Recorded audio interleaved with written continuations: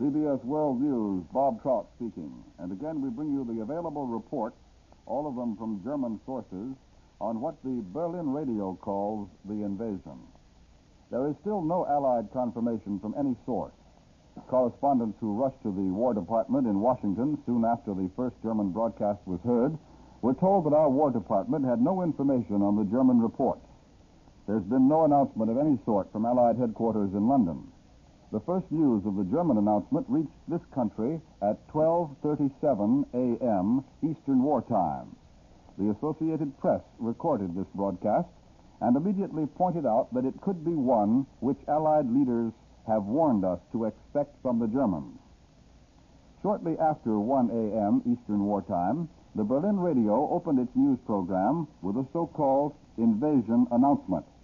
Columbia's shortwave listening station here in New York heard the Berlin radio say, and I quote, CBS World News, Bob Trout speaking. And again, we bring you the available reports, all of them from German sources, on what the Berlin radio calls the invasion. There is still no Allied confirmation from any source. Correspondents who rushed to the War Department in Washington soon after the first German broadcast was heard were told that our War Department had no information on the German reports. There's been no announcement of any sort from Allied headquarters in London. The first news of the German announcement reached this country at 12:37 a.m. Eastern War Time. The Associated Press recorded this broadcast and immediately pointed out that it could be one which Allied leaders have warned us to expect from the Germans.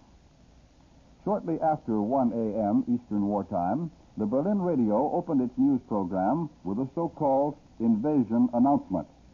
Columbia's shortwave listening station here in New York heard the Berlin radio say, and I quote, here is a special bulletin. Early this morning, the long-awaited British and American invasion began when paratroops landed in the area of the Somme estuary. The harbor of Le Havre is being fiercely bombarded at the present moment. Naval forces of the German Navy are off the coast fighting with enemy landing vessels. We've just brought you a special bulletin. End of the quotation. That is the invasion announcement as heard from the Berlin radio by Columbia's shortwave listening station. Now here's what Transocean, one of the German news agencies, says, and I quote, early Tuesday morning, landing craft and light warships were observed in the area between the mouth of the Somme and the eastern coast of Normandy. At the same time, paratroops were dropped from numerous aircraft on the northern tip of the Normandy Peninsula. It is believed that these paratroops have been given the task of capturing airfields in order to facilitate the landing of further troops. The harbor of Le Havre is at the moment being bombarded. And, continues the broadcast, German naval forces have engaged enemy landing craft off the coast. The Transocean broadcast, still unconfirmed, concludes this way. The long-expected Anglo-American invasion appears to have begun. This is the full text of the German Transocean broadcast as recorded by the Associated Press. The German broadcasts on the long-expected invasion by the Allies were relayed both to North America and to Germans in the homeland. Germans at home were told by DNB's domestic broadcasts at dawn in Europe. At 1:30 in the morning Eastern War Time, the DNB agency repeated the items describing what it called the invasion operations.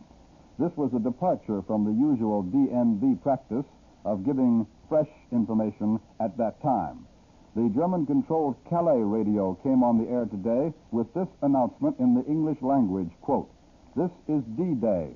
We shall now bring music for the Allied invasion forces. So said the German-controlled Calais radio across the channel from England. Up to this time, almost an hour and a half after the first German broadcast, the United States Office of War Information, whose facilities will be used by American press organizations when Allied armies enter Western Europe, has not transmitted any information at all to support the German claims. Director Elmer Davis of the OWI rushed to his headquarters immediately when OWI officials advised him of the broadcasts from Germany.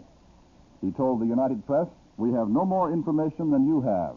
I'll stay here until I find out whether the story is true or not. Last night, Elmer Davis addressed the National Press Club on psychological warfare and showed free motion pictures illustrating how the OWI was propagandizing on the war front. He had just reached his home when his office called him to hurry down. By 1:45 in the morning, Eastern War Time, almost the entire public relations staff over at the War Department in Washington also had reported for duty. Now, it should be remembered, of course, that the Germans are quite capable of faking this entire series of reports. Their main reason for doing so, in addition to trying to smoke out Allied plans, would be to try to start a premature uprising by the resistance movements along the Channel coast. But the French and the Belgians and the Dutch have all been warned about this possibility repeatedly. And you will recall that Prime Minister Winston Churchill some time ago warned that we could expect false alarms or diversionary feints before the big show began.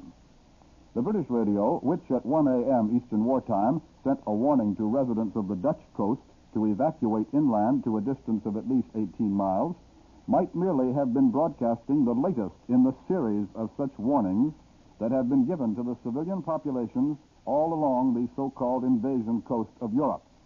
No other British report that might indicate that the invasion is on has been released, unless we are to take as significant the report from London half an hour ago that the Royal Air Force was over enemy territory during the night. Even on the enemy side, there are clear reasons for doubting the German report that the invasion has started. The Paris radio at 1 a.m. Eastern War Time said nothing about any invasion operations in its regular news report. In fact, half an hour after the first German broadcast announcing the landings, one German-controlled Paris radio spokesman said of the war situation, and this is a quotation, "It appears we have been given another month of grace before the invasion will start." A press report from Washington says Roosevelt will come to London at the end of June. Surely this indicates the event will not start before the end of June, said the Paris radio. Well, as I said, there is as yet no reason to believe the German story. Nevertheless, because of high public interest in this country, Columbia is planning to continue overtime operations tonight to all of its affiliate stations until such time as the enemy accounts are proved false or official word from Allied sources is forthcoming. You may listen to this network with assurance that all sources of news will be properly labeled and that we will interrupt programs only with news of exceptional importance and will bring you frequent summaries of all information available. The Columbia Shortwave Listening Station here in New York has heard the British radio report the German announcement of paratroop landings and report the announcement without comment. Then BBC followed that German announcement, which I've already given you, with this, and I quote, "Early this morning, people in German-occupied Western Europe received an urgent warning broadcast by a spokesman of the Supreme Command of the Allied Expeditionary Force. It was that a new phase of the Allied air offensive has begun. People living within 22 miles of the coast are particularly affected." The German Overseas News Agency, BBC goes on, has been putting out repeated flashes. Here is one of them. Quote, "We have just learned that numerous Allied landing craft and other Allied warships were seen in the area between the Seine estuary and the eastern coast of Normandy." And that was BBC quoting the German report. And now here in the studio with me is Columbia's military analyst, Major George Fielding Elliott, and here is Major Elliott now. We must begin by by understanding the possibility that these German reports may be an outright German lie. We must also take into account the possibility that they may be a series of feints intended to divert the German defense and to draw the German forces to other places than those in which we actually intend to make a serious attack. The report that a new phase of the Allied air offensive has begun, and the consequent request to the inhabitants of Western Europe to clear an area 22 miles from the coast may mean nothing more than an intensification of bombing attacks, or it may indicate the use of paratroops, or it may be, again, a part of the Allied attempt to throw the Germans off their guard. But if we are to accept these German reports as having any value at all, there seems to be some uncertainty as to the location of the Allied landings in France which they report. It is clear that the Germans are saying that landing craft have been observed approaching the French coast between the eastern shore of what they call the Normandy Peninsula and the mouth of the River Seine, where the port of Le Havre is situated. The Germans are also asserting that this port, Le Havre, is being bombarded and that Allied paratroops are being landed near the tip of the Normandy Peninsula. What is not clear is the reference made to an Allied landing near the estuary of the River Somme, which is some distance northeast of Le Havre. This may possibly be an error for the Seine estuary, though the actual German translation has been checked several times here in a CBS shortwave listening station. But to analyze all these German statements, what the Germans call the Normandy Peninsula is undoubtedly the Cotentin Peninsula, at the end of which stands the port of Cherbourg.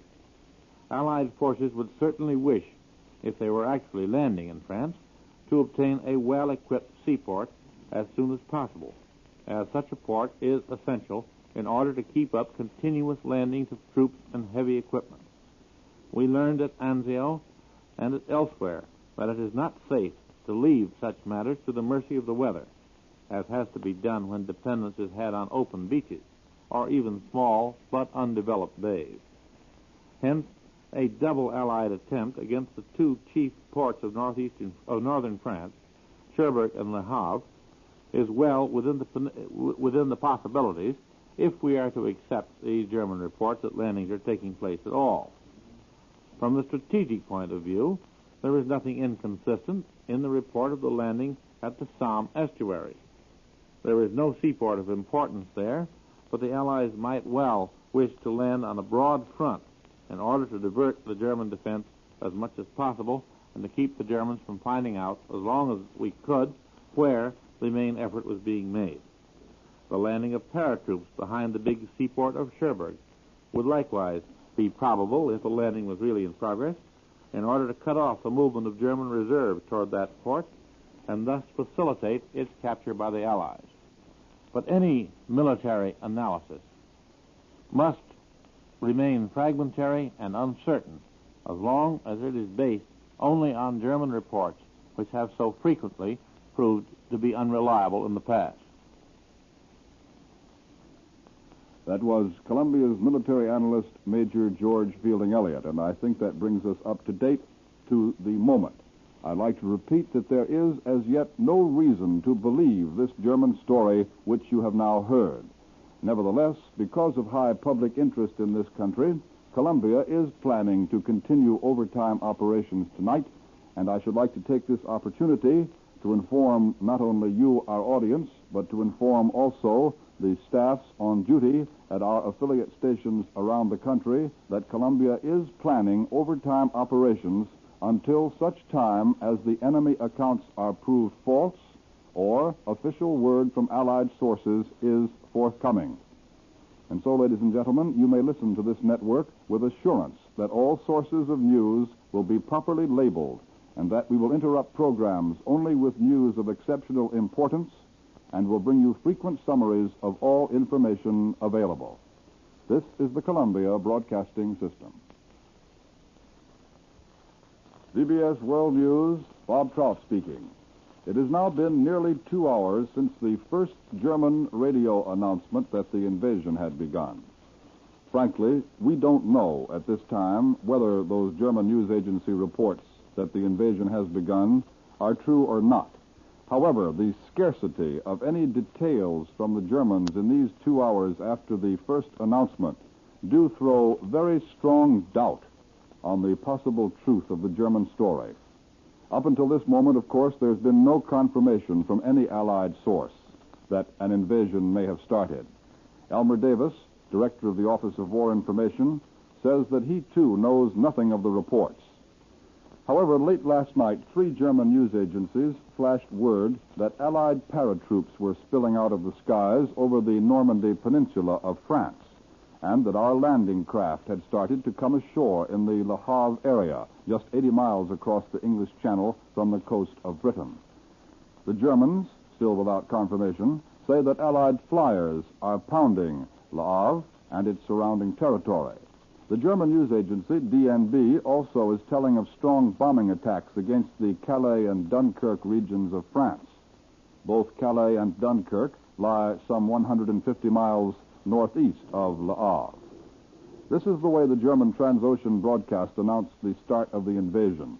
And I quote, "The long-awaited invasion," said the Germans, "by the British and Americans was begun in the first hours of the morning of June 6th. The Germans then go on to say that their naval forces are now engaged in opposing the Allied landings. According to the German DNB agency, no enemy troops have come ashore yet. But again, I repeat, there's absolutely nothing at the moment to substantiate these enemy claims. The British Broadcasting Corporation, meanwhile, has broadcast urgent instructions to the people of France that a new phase in the air war has begun. In an earlier broadcast from Allied headquarters in London, the peoples of occupied Europe were told that once the invasion had started, they would be notified by leaflets. And again, in closing, let me remind you that there is no Allied confirmation of the landings in France as the Germans report. The British radio did add a warning to all persons to evacuate the 22-mile coastal belt as soon as possible. Both Axis and Allied sources mention Allied air activity over the entire coastal area from Norway to central France. Although there's no reason to believe this enemy report, the Columbia Network will remain in overtime operation tonight until all the facts are known. We repeat, the network will operate beyond its regular time of closing until the German report has either been verified or has been proved erroneous. This program has come to you from CBS World News. We resume our scheduled program. It's now almost 2.5 hours since the Germans first broadcast their claims that what they called the Allied invasion had begun. There's no confirmation from any Allied source, and the Germans are not telling this story to their own people. That's very important. General Eisenhower's spokesman has made no official statement. The War Department in Washington says it has no information about any invasion operations. The OWI is silent. In short, there's no reason to believe the continuing German reports of an Allied invasion. Nevertheless, here are the latest details of what the Germans claim is the great Anglo-American invasion. The German Transocean News Agency, a Nazi propaganda outlet, said at about 12:30 Eastern Wartime that Allied parachute troops had started to land on the northern tip of the Normandy Peninsula. At the same time, Allied warships were said to be shelling the port of Le Havre at the estuary of the Seine River. Berlin said a naval battle between German and Allied light naval units was in progress. The official German news agency, DNB, quickly picked up the report and added that the Allied invasion attack appeared to be concentrated in the area between the mouth of the Seine River and the east coast of Normandy. Continuing reports from the Berlin radio say that heavy fleets of Allied bombers are attacking Dunkirk and Calais. The Oslo radio network appears to have gone off the air, and the Luxembourg radio claims that Allied aircraft are approaching southern Germany. Meanwhile, in Great Britain, the British radio has broadcast a warning to the peoples of the occupied countries that a new phase of the air war has started. The British announcement says that occupants of coastal towns will be notified by leaflets dropped from planes when they are to be attacked. The notices may come as little as an hour before the attack, and the inhabitants are warned to leave their towns instantly without waiting to take baggage or any possessions. In addition, the inhabitants of the 22-mile-wide belt along the invasion coast have been warned to leave as soon as possible in preparation for this new and drastic phase of the aerial bombardment. But as yet, there is no word that any warning leaflets have been dropped on any towns within the so-called invasion area. This is merely an advance warning of things to come. Incidentally, Germany has beamed reports of the supposed invasion to Asia, but as yet the Japanese radio has not picked up these reports. After the first German story about the so-called invasion, The man who is called Captain Ludwig Sertorius, supposedly a military commentator for the German news agency Transocean, declared flatly that the great conquest, as he put it, has begun between forces of the Reich and those of the Anglo-Americans. He said that Allied landings in the West today had put the German armed forces in the mood which they express with a laconic, "They are coming." He then went on to say that at the present moment, the invasion of Western Europe is at its very beginning, and that nothing can yet be said about the tactical and operational developments. This almost an apology for the lack of details. Sertorius then concluded that the German armies are facing the Allied onslaught with single-mindedness of purpose. For in war, said the captain, with the typical Berlin flourish, ethical values are at least as important as the number of soldiers and the quantity of their equipment. Washington, like the rest of the nation, is momentarily waiting for official word from our side about these German claims. The city of Washington awoke rapidly after the first broadcasts more than 3 hours ago. Lights flashed on and radios were tuned in. You may have had the same experience. Newsmen hurried to their offices, and there was just one question on everyone's lips. Is it official? So far, as we've told you repeatedly, it is not official. If the White House knows anything about the report, there is no sign. Only a few lights glow here and there, and the customary guards are patrolling up and down outside the White House with the same old monotony. Only a few hours earlier, President Roosevelt addressed the nation by radio. He spoke of the fall of Rome, and he said it was a significant victory. But the president added that a long period of greater effort and fighting lies ahead before we get into Germany itself. Elmer Davis, director of the Office of War Information, hurried down to his office in Washington as soon as he heard about the German broadcasts. But he says, "We have no more information than you have. I'll stay here until I find out whether the story is true or not."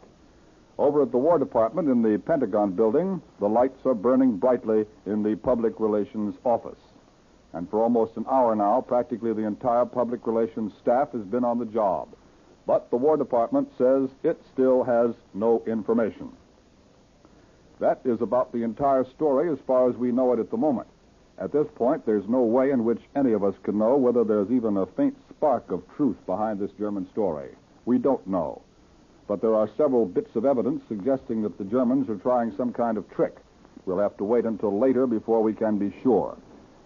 Since the first German report came in about 30 minutes after midnight, Eastern War Time, we've been on the air several times here at Columbia's news headquarters in New York, repeating the facts we know and giving you whatever news has come in. At this point, our Columbia newsroom is a scene of activity rather unusual at this time of the morning, after 3 Eastern War Time. The news machines of the United Press, the Associated Press, the International News Service, and so on, which usually at this hour are slowly, calmly printing more or less routine news for afternoon papers, are now hammering out every scrap of information from Europe they can get. But even so, there are sometimes long pauses because of the way in which the Germans have put this story out. And now it might be a good idea to take you on a little 3 o'clock in the morning tour of Columbia's newsroom. So if you'll bear with me, I'm going to stand up from this table in the studio in which I've been broadcasting, open the door, take the microphone in my hand, and walk out into Columbia's newsroom, trailing the long cable behind me. And when we get out in our newsroom, we're now crossing the threshold, I'll read off to you some of the news machines and give you an idea just what they're printing at this hour of this unusual morning. Columbia's news staff has been quickly assembled, and so many staff members appeared so quickly that there are scarcely chairs enough for all members at once. Ned Calmer, who finished his 11 o'clock broadcast about 4 hours ago, is still here. Major George Fielding Elliott hurried in, among others, and Major Elliott brought with him a very large supply of maps, as you can well imagine. In one of our offices, the radio is permanently tuned tonight to a London circuit so that we can hear whatever comes over on this particular circuit. A table has quickly been set up and now bears large cups of coffee, the inevitable accompaniment to all stories that break abruptly in the night. In some ways, the scene is not unlike those hard-working nights when the Germans were rushing through Denmark, Norway, the Low Countries, and France. But there's an awful lot of difference.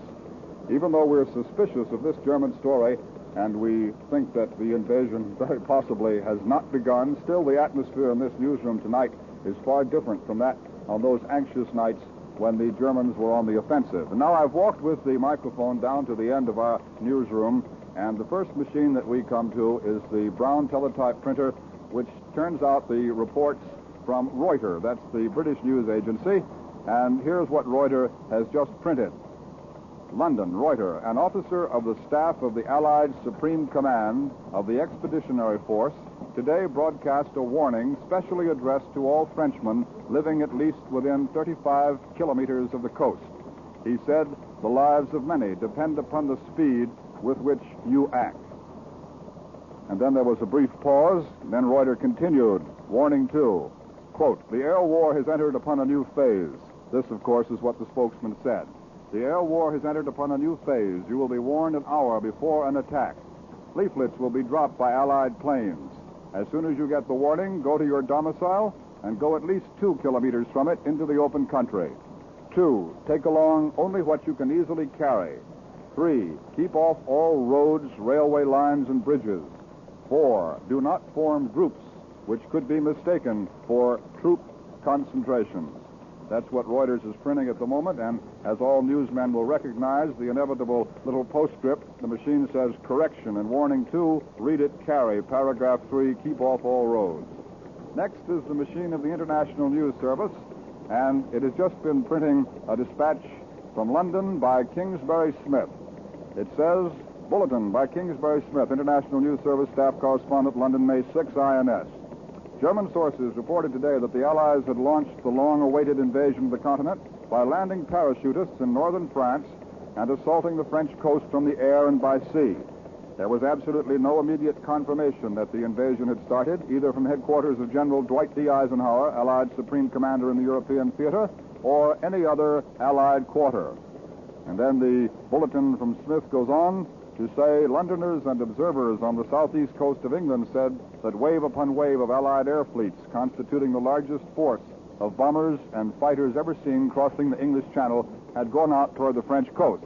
Now, if you'll bear with me on this tour of the newsroom, instead of going along in the geographical way I ordinarily would go to the United Press machines, a bulletin just come in on the Associated Press, and here's what it says. New York, June 6, AP. The London radio, in a Dutch language broadcast, warned European underground workers today to report to their leaders with all speed and to be prepared for anything. "Keep away from military installations," the broadcast said. "Underground members, report to your trusted leaders. Act with speed. Be prepared for anything. There is bombardment in the port of Le Havre."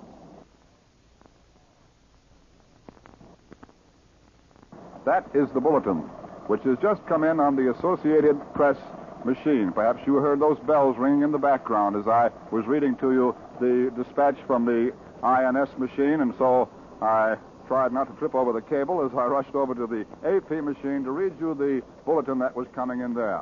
And now back to the United Press machine. That's one of the many United Press machines that we have in this office. Most of them, you know, print the same thing. We have to have a great many copies here at Columbia's news headquarters.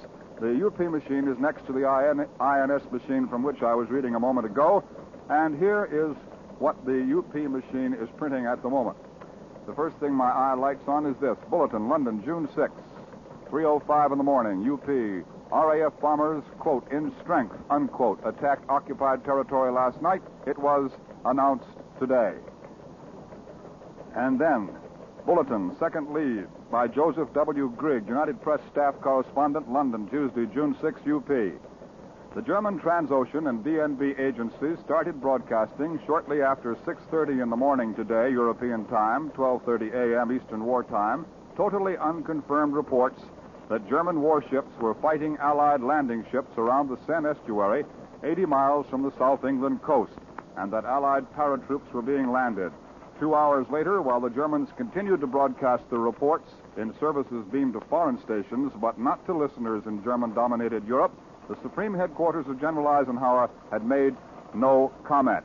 The AP machine has just come in with another bulletin. I've made my way over to this side of the room again, and it says, Bulletin, London, June 6, AP. The Berlin radio said today that, quote, "combined British-American landing operations against the western coast of Europe from the sea and air are stretching over the entire area between Cherbourg and Le Havre.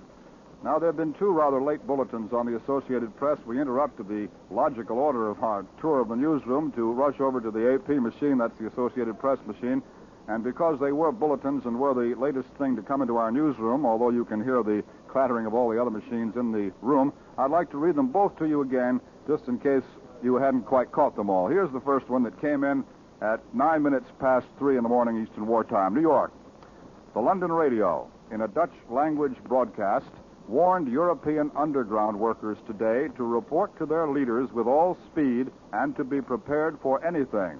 The broadcast said, "Keep away from military installations. Underground members, report to your trusted leaders. Act with speed. Be prepared for anything. There is bombardment in the port of Le Havre." And the second bulletin, the one that came in at 3:11 Eastern Wartime, from London on the Associated Press, the Berlin radio said today that, quote, "Combined British-American landing operations against the western coast of Europe from the sea and air are stretching over the entire area between Cherbourg and Le Havre." So there we have the latest from the Berlin radio, which has been putting out these stories, these reports from the very beginning. The latest from the Berlin radio saying that the landings stretch over the entire area from Cherbourg and Le Havre, and the latest from London, the BBC, and that Dutch language broadcast saying there is bombardment in the port of Le Havre, which does not necessarily mean an invasion, as you know.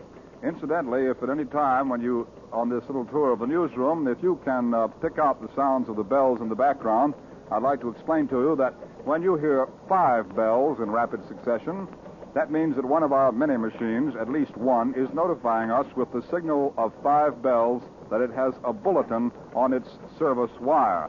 Of course, if you suddenly hear all the bells go crazy at once, as if it were Christmas and New Year's all together, that would be a flash. But the flash is not as common in newsrooms as many people who do not work in news sometimes believe. And now I'm back to the United Press machine where I was in the first place before interrupting to go over to the AP, carrying the microphone with me on this long cable, surrounded by colleagues who, most of them, got up out of bed or came in a hurry when the news came in. And the United Press has a dispatch from Washington, which says, Edward Barrett, Executive Director of Overseas Broadcasting for OWI, denied in a long-distance call from New York today that OWI was transmitting German overseas invasion reports back to Germany for German consumption. He said, "We don't touch a thing unless and until it is officially announced by Allied headquarters." Well, that just tells us, in a way, something that we might have assumed in the first place, but it does give me a chance to remind you again of one circumstance that might be suspicious, and that is that the German people themselves are not being told of these things as far as we can make out so far. These broadcasts, these German reports, if we want to call them that, are all for foreign consumption, and in this case, foreign means us. And still continuing, walking about the newsroom, I now come to my colleague, Major George Fielding Elliott, who is standing in his green shirt sleeves, and the pencil is behind his ear. He's working very hard at the moment, and I think he might say something into this portable microphone if I hand it to him. Major? Thank you, Bob. There's only one item of significance in these recent reports, and that is the fact, this report, that there has been a British broadcast in Dutch to the people of Holland ordering the underground leaders, the members of the underground, to report to their trusted leaders with all speed.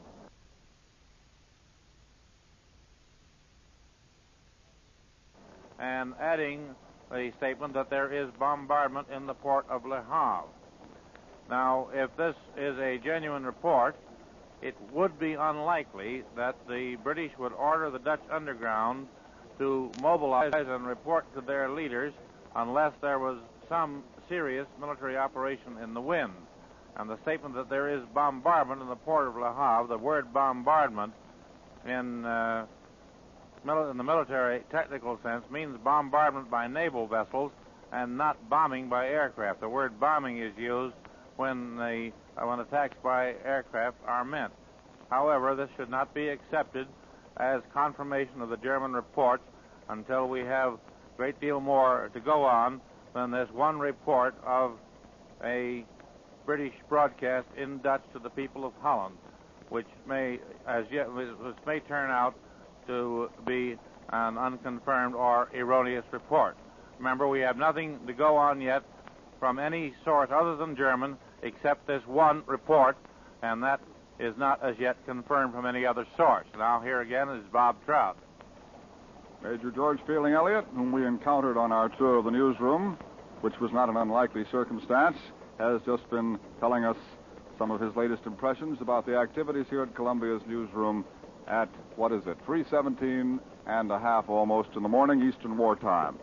And now, as I am about to pass from one news machine to another to read to you a few more of the bulletins to give you an idea of what does come in on the news machines at this hour, on this kind of night, I just passed by one of the news desks at which one of our Columbia news writers is typing. Perhaps you can hear the rather hesitant pecking in the background.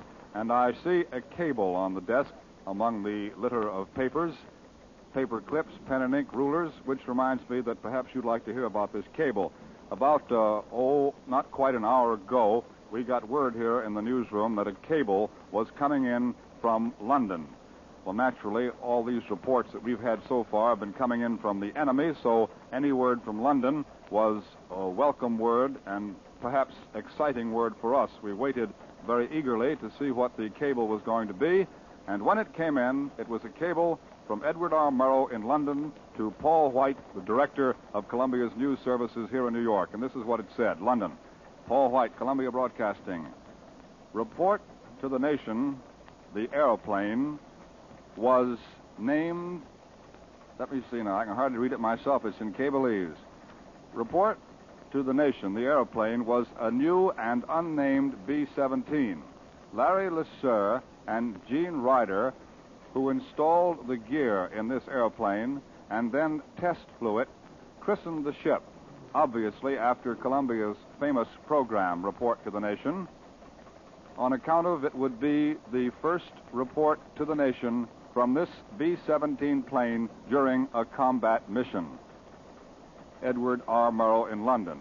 Well, that was partly in Cableese and partly was a quick translation. I trust you can understand it. Perhaps I should have explained before I started to read it to you that the cable referred to the Flying Fortress, the B-17, in which Edward R. Murrow took a trip on a combat mission last week. Was it last week? Yes, time's rather confused here. Last week to the so-called invasion coast. He broadcast from the plane while it was in flight before it had landed back at its field in England.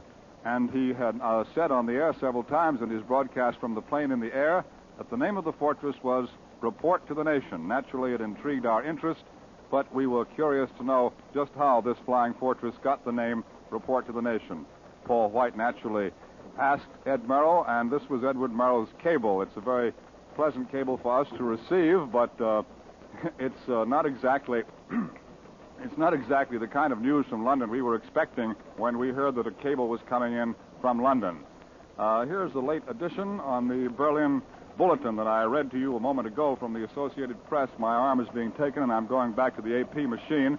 An edition on the Bulletin, the Berlin Bulletin I read from the Associated Press. Here's the continuation of it. I trust you remember the beginning. It says, grand-scale amphibious operations are underway on a broad front between the mouth of the Seine and the estuary of the river Vire, V-I-R-E. A large number of Allied landing boats of various types and light Allied naval forces in considerable strength are taking part, Berlin says. All this is Berlin Radio. This is a continuation. 6 heavy Allied warships and 20 Allied destroyers are off the mouth of the Seine. Now, those are the very latest details. They are details from the German radio. Everything that's been coming in is from the German radio, as I have told you. And what I gave you then were the very latest details coming in on the Associated Press machine. They are the late details, but they are from Germany, and they are not from the Allies.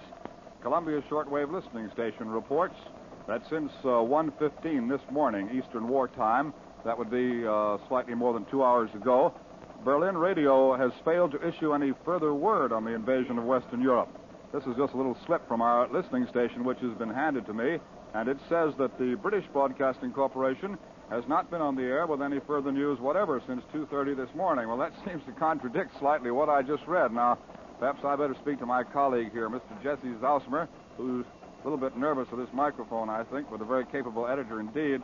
I just read the bulletin on the Associated Press machine there, Jesse, and then I was just handed this note from our able shortwave listening station boys, and they say that Berlin Radio has not issued any further word and that the BBC has not been on the air since 2:30. So where do you suppose this AP bulletin came from? Well, Bob, I think that this AP bulletin, which is slugged London, was heard by probably the BBC in London and then sent to us through the usual channels. CBS shortwave listening probably hasn't heard it yet. Our boys and girls back at shortwave are working to get whatever they can get. I know that they're listening to the German broadcasts that are being beamed to Asia and other such spots. The thing that strikes me is that Berlin hasn't said anything yet to the German people. In other words, they're giving us the full story on a story which is just as big for them as it is for us, but the German people don't know anything about it. Now, Bob, suppose you take over your job. Mr. Zausmer always thought he'd be afraid of this microphone if he ever started, but the problem is to get him to stop once he has started. In other words, just to wrap that up for you, the Associated Press bulletin, which was quoting the Berlin Radio, obviously came from the BBC listening station in London. They must have heard one of the German radio outfits broadcasting that. Our Columbia shortwave listening station here in New York has not heard the German radio broadcasting any additional reports since 1:15 this morning, which was approximately 2 hours ago. So these late details that we're bringing you, which one or another of the many German-controlled radio stations in Europe are putting out, are coming from Germany and are being heard in England by the BBC monitoring service and then being cabled from England to New York. I'm back again at the INS machine, International News Service. I don't quite know how it happened because I had in mind just in which direction I was going. But anyway, here I am back because I thought I heard some particular activity on this machine. And it says London, Bulletin, London, June the 6th, INS. The military correspondent of the German agency, DNB, Lieutenant Colonel Alfred von Ohlberg, today joined numerous of his colleagues in broadcasting the claims that the Allied invasion of Europe has begun. And this is what this Lieutenant Colonel Alfred von Ohlberg, the military correspondent of the German agency DNB, says. D-Day has dawned. Invasion has begun. The tension which held the whole of Europe in its grip during the past week begins to relax with an Allied landing attempt in northern France. The second front, or better, the third front, has come into being.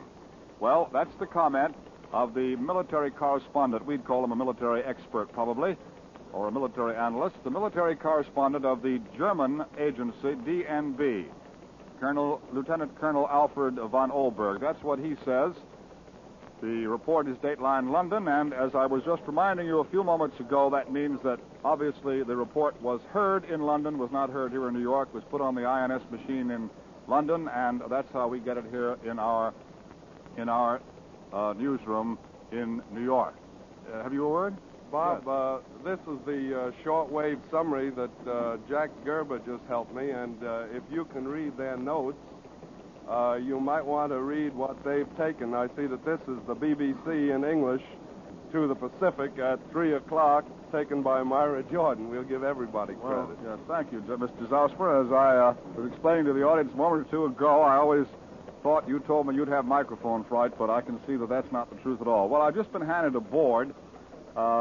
Before I go into this, if you don't mind the informality of this tour of the newsroom, I think I ought to explain that these bulletins, these snatches I've been reading you from the machines, they're coming in constantly. They're being changed. Additional details are being added. They're being rounded up into better shape, and the purpose of them is, the primary purpose is that they're coming in to all the afternoon newspaper offices in the country, most of them at the moment.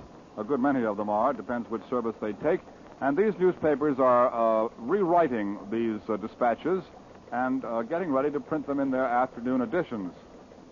Some of them are repetitious, naturally. The newspaper editorial rewriting staffs have to work on them, and a good many of them, as I read them to you, do not sound to you probably like the language to which you're accustomed when you read your newspaper.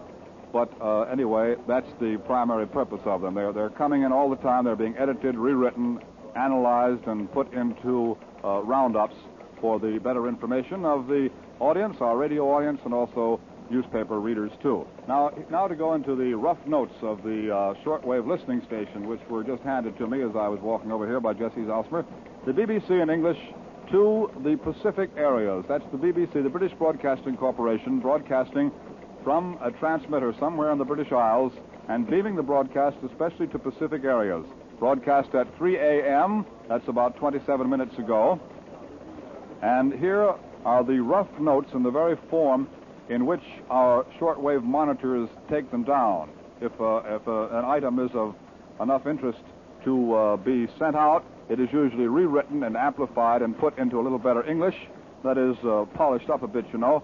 But here are the rough notes, and this is the way they sound, just to give you another insight into the way a newsroom works, the news headquarters at this time. German Overseas Agency stated 2 hours ago, invasion began. Le Havre, parachutes landed on Normandy Peninsula. Spokesman, broadcast warning that a new phase of Allied air offensive began. German Overseas News Agency made this announcement about 2 hours ago. Early this morning, the expected invasion began when airborne forces were landed in the area of the blank estuary, one word unintelligible. Le Havre is at present being exposed to a fierce bombardment. And now, as continue on this early morning newsroom tour of our Columbia newsroom headquarters here in New York, I come up to Ned Calmer, who many of you heard, I hope, broadcasting his regular news program. Well, it was last night, wasn't it? Last night at 11 o'clock Eastern Wartime. Here's Mr. Calmer. Thank you, Bob. Ned Calmer reporting, taking over from Mr. Trout temporarily.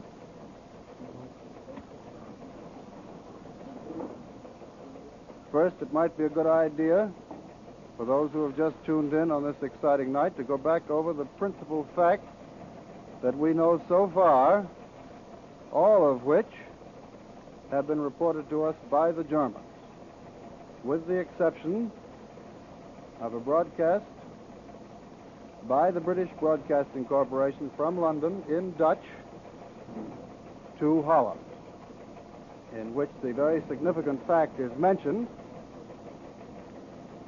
that the French port of Le Havre is under bombardment.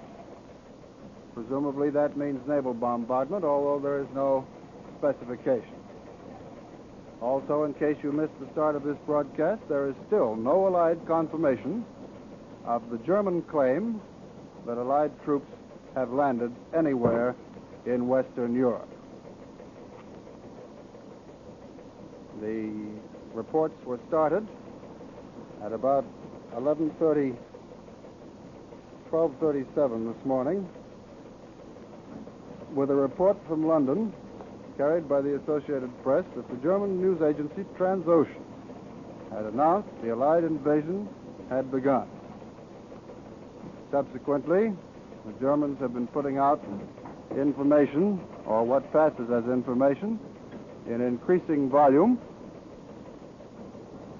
and both the Associated Press, the United Press, and now the International News Service are devoting practically all of their services to this rapidly developing story.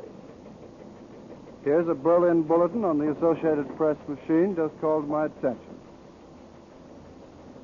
Berlin says that the first center of gravity in these reported military operations is Caen. I'll spell that C-A-E-N, the big city at the base of the Normandy Peninsula in France. The base of this peninsula is 75 miles across between Caen and Avranches. I'll spell that again for those of you who have taken out your maps. A-V-R-A-N-C-H-E-S. The base of this peninsula is 75 miles between Caen and Avranches, and the same distance on a line extending northward to Cherbourg at the tip. Caen itself is 120 miles west-northwest of Paris. And now, Mr. Trout, are you ready again? Yes, Mr. Calmer, thank you very much. not quite up on what Mr. Calmer has been reading to you from these news machines. I've now got to the Office of War Information machine, and that's one of the most interesting things that's really observable here in Columbia's newsroom this morning. At 3:30, the OWI machine has been almost entirely silent while all the other machines have been hammering out their news. The OWI has put out only one report this morning which says the Romanian radio reports enemy planes over Belgrade, and that report came in at 3:01 in the morning, in other words, about half an hour ago on the OWI wire. It seems that the OWI is waiting cautiously before putting out anything on these German reports. So far, all these reports have been German. And now, ladies and gentlemen, for a special announcement from the Supreme Headquarters of the Allied Expeditionary Forces from London, from Colonel R. Ernest Dupuy. Go ahead, London. This is Supreme Headquarters, Allied Expeditionary Force. The text of communique number 1 will be released to the press and radio of the United Nations in 10 seconds. Repeat, 10 seconds from now.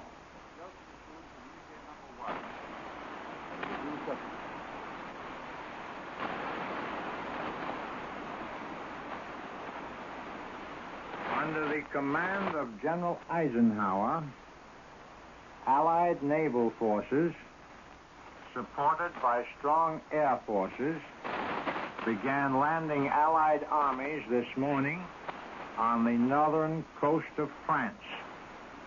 The communique will be repeated.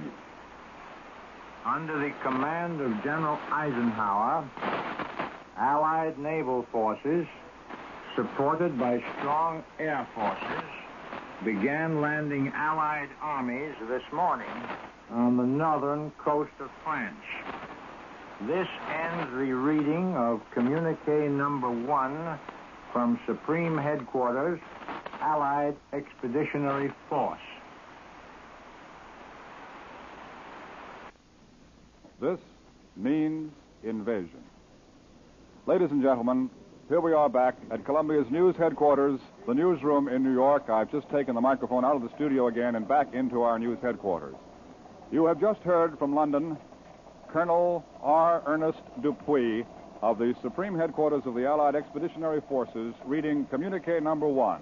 Everything to this point has been German reports, and communique number 1 now says, under the command of General Eisenhower, Allied naval forces, supported by strong air forces, began landing Allied armies this morning on the northern coast of France. It is now official. The landings have begun, and at this moment, here is Columbia's military analyst, Major George Fielding Elliott. As you just heard from Mr. Trout, the period of doubt is at an end, and we have official announcement of the landing of Allied armies on the northern coast of France. As there's nothing to add to the very bare words of the official communique, it was to be expected that the Allied naval forces would cover the landing and would be engaged in conveying our troops to the coast of France, and that there would be strong air support. When there is any further details to give you, we will bring them to you promptly, and we'll try to analyze them for you as well as we can within the limits of the information that we get from time to time. Now, here again is Mr. Trout. Major George Fielding Elliott has been speaking to you, talking about the invasion, I think we can now call it that, following the reading of the first communique number 1 from SHAFE. That's what we call Supreme Headquarters, Allied Expeditionary Forces, somewhere in Great Britain. Rather strangely, you know, just before we switched to London to hear the first communique, we were making this informal tour of the Columbia newsroom, which began at 3 o'clock in the morning, 35 minutes ago. I was standing here in front of the OWI machine and telling you that while all the other news services, the UP, AP, INS, Reuters, all the rest, were sending out all these reports and from Europe, you know, about the German reports, the OWI, which confines itself to official news, sends us the text of the communiques and all that sort of thing. The OWI was printing almost nothing, and since the beginning of the day, since midnight, the OWI had put on only one bulletin, or rather one dispatch of any kind, saying that the Romanian radio reported enemy planes over Belgrade. And, of course, a few moments after I said that, we switched you to London so that you could hear Colonel Dupuy reading the communique. And, of course, at that moment, after I came out of the studio on the OWI machine, here is what is now printed. OWI 2, meaning the second bulletin since midnight. OWI 2, flash. Supreme Headquarters announces Allies begin operations on northern coast of France. Bulletin. Communique said, under the command of General Eisenhower, Allied naval forces, supported by strong air forces, began landing Allied armies this morning on the northern coast of France. 3:34 p.m. Eastern Wartime from Washington. That's what the Office of War Information wire says. Still looking over the machines now in a way is rather speculative. The whole character of this broadcast has changed, and it did change rather abruptly. Ladies and gentlemen, as you know, if you have been staying with us, you know we started, sometime after midnight. I guess it was about 20 minutes to 1 in the morning Eastern Wartime when the Germans began putting these reports out. We've been bringing you frequent reports, and then at 3 o'clock in the morning, a little more than 35 minutes ago, we took this microphone here in our studio, which adjoins the Columbia newsroom in New York, and brought it out here to the news machines and began taking you on an informal tour to show you what a newsroom is like at this hour. And now I hear that we must go to London in a few moments. Ladies and gentlemen, for a broadcast from Columbia's correspondent Edward R. Murrow, we take you now to London. March with you. In company with our brave allies and brothers in arms on other fronts, you will the German war machine, the elimination of Nazi tyranny over the oppressed peoples of Europe, and security for ourselves in a free world. Your task will not be an easy one. Your enemy is well trained, well equipped, and battle hardened. He will fight savagely. But this is the year 1944. Much has happened since the Nazi triumphs of 1940-41. The United Nations have inflicted upon the Germans great defeat in open battle, man to man. Our air offensive has seriously reduced their strength in the air and their capacity to wage war on the ground. Our home fronts have given us an overwhelming superiority in weapons and munitions of war, and placed at our disposal great reserves of trained fighting men. The tide has turned. We've inflicted upon the Germans great defeat in open battle, man to man. Our air offensive has seriously reduced their strength in the air and their capacity to wage war on the ground. Our home fronts have given us an overwhelming superiority in weapons and munitions of war, and placed at our disposal great reserves of trained fighting men. The tide has turned. The free men of the world are marching together to victory. I have full confidence in your courage, devotion to duty, and skill in battle. We will accept nothing less than full victory. Good luck, and let us all beseech the blessing of Almighty God upon this great and noble undertaking. This order was distributed to assault elements after their embarkation. It was read by appropriate commanders to all other troops in the Allied Expeditionary Force. I return you now to the United States. As a matter of fact, we have to come into the studio now with this unusual arrangement so that we can hear the speaker and hear what Mr. Murrow was saying. That was Edward R. Murrow, Columbia's correspondent in London. Now we're back out in the newsroom with our long cable, and once again, here is Columbia's military analyst, Major George Fielding Elliott. The Allied invasion of Western Europe, as you know, has begun. Such an operation, carrying thousands and hundreds of thousands of troops across water to land them on a hostile shore, is one of the most dangerous of all military operations. There have been few such vast military amphibious operations in all history. Some have failed, but some have succeeded. And no such operation has ever been prepared with the thoroughness of this Allied landing on the European continent. The Allies have been getting ready for it for years. The British have been looking forward to this day ever since Dunkirk. And the moment the United States got into the war, our military leaders realized that the main road to the defeat of Germany lay through the occupied lands of Western Europe, and they began to plan accordingly. Our leaders have also realized that they must strike with overwhelming force. In some military operations, an initial repulse might have little effect. But in this European invasion, it might be fatal, for it would be a disastrous blow to the morale of the people of the conquered nations. So, the plans for the invasion were more complex and more complete than any that military strategists have ever had to work out before. Germany's dash across the Low Countries and France was simple in comparison. So was the German attack on Russia, vast as that operation was. The Allied landings in North Africa and in Sicily involved similar problems to this one, but they were on a far smaller scale. The opposition was much lighter.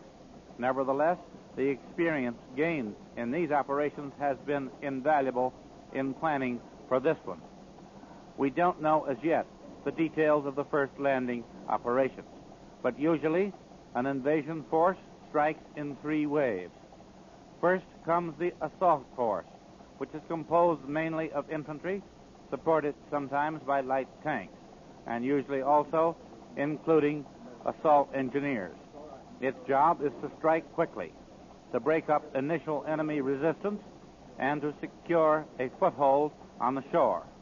Before it can land, have the support of bombing and fighting planes and of naval artillery.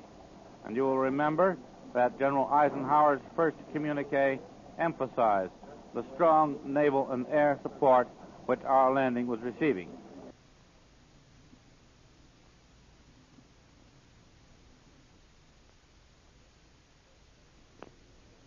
How quickly these first waves can get ashore depends on the strength of the enemy's defenses and on the effectiveness with which those defenses are reduced by bombardment. We take you now, in a few moments, for another broadcast to the British Isles. In a moment or two, our signal will be ready. We take you now to London. Here is the text of a report sent to London by Herbert M. Clark for the networks of the United States. This is Herbert M. Clark in a takeoff report from an Allied expeditionary base. I don't have to explain what the takeoff is. When you hear this, you'll know that Allied forces have leaped the gap between the bases in the United Kingdom and the coast of France. We'll be there, and we'll be there to stay as you listen. As I write this, we're in an unnamed port on an unnamed coast, one of the quirks of military security. But it's a funny thing about security. A week ago in London, I was in a state of constant irritation with security censorship. It was obvious from German radio reports that the Nazis knew things we knew but couldn't say. Since then, I've been living and eating and sleeping aboard the flagship of an Allied assault force, one of the several which are going to hit the Hun where he hurts most. And I find that Jerry knows less than he said he did. Since I've been here, we've had exactly 1 air alarm, and that not a raid or even a determined reconnaissance.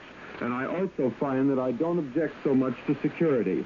My loyalty and responsibility to you back home is overridden by loyalty and responsibility to the soldiers on this boat and the sailors who are carrying them to the beachhead. That objective is also, for the moment, unidentifiable, because the place we've picked for our main landing is one Jerry hadn't figured on. And I don't want to be the one to tell him that our sector is the one where his counterattack should go. The Nazis have been badly outguessed on this whole show.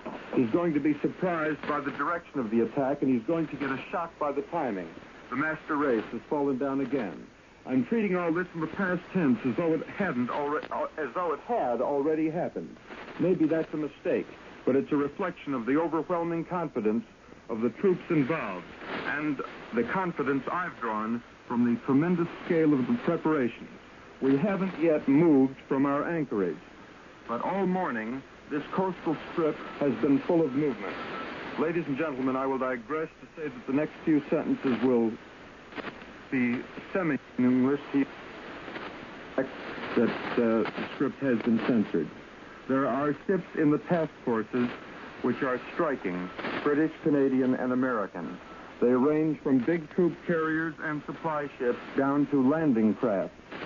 Other vessels, landing craft, which make most of the journey, piggyback on bigger ships are in the fleet. Now I admit that I can't conceive of a fleet of ships myself, but I do know that's as far as I can see from the bridge of this ship. Others are dotting the water thickly, and I can see about 30 square miles of water. Well,